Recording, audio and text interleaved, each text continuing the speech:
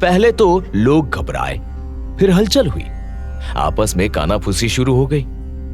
किंधार नाम के भारी धनुष के बारे में जिसे पता था वो अपने आसन से उठा तक नहीं, जो आगे आया उससे धनुष हिला तक नहीं। अश्वत्थामा भी प्रतियोगिता में हिस्सा लेने आया था, दुर्योधन भी था और कर्ण भी।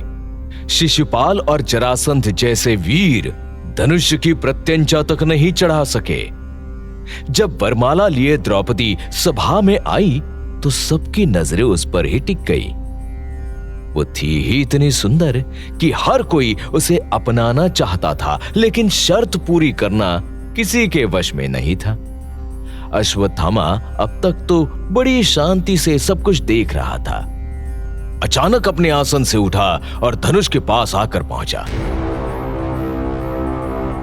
लोगों को लगा जैसे धनुष की प्रत्यंचा चढ़ाएगा, लेकिन धनुष को छूकर देखा, प्रणाम किया और लौट आया।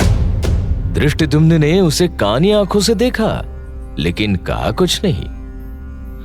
दुर्योधन असफल हुआ तो कर्ण उठा, लेकिन धनुष तक पहुंचने के पहले धृष्टद्युम्न ने ऊंचे स्वर में कहा, रुको कर्ण,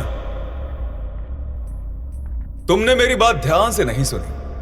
मैंने पहले ही कहा था कि केवल कुलीन राजपुत्र ही सभा में भाग ले सकते हैं। तुम सूत पुत्र हो और सूत पुत्र कुलीन नहीं हो सकता। तुम्हें मेरे सच का ज्ञान नहीं है धृष्टद्युम्न। मैं अंगराज हूं, अंग देश का राजा, और एक राजा को इस स्वयंवर में भाग लेने से कोई नहीं रोक सकता। मुझे ज्ञात है कर्ण, तुम्हें अंग देश का ताज दुर्योधन की कृपा से दान में मिला है।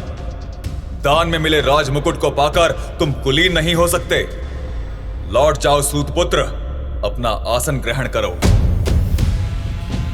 और गुस्से में तिलमिलाए कर्ण ने तलवार खींच ली।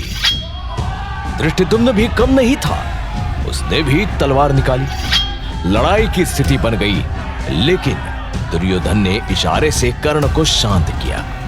अश्वत्थामा कर्ण की हालत देखकर दुखी हुआ और अपने आप में बोल पड़ा,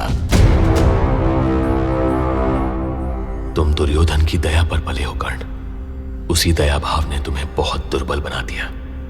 इस मछली की आंख का लक्ष्य यदि कोई साध सकता है तो वो है अर्जुन, और राजा द्रुपद की आंखें उसे ही ढूंढ रही हैं, पर लक्षागृह की घटना के बाद उसका कोई पता नहीं।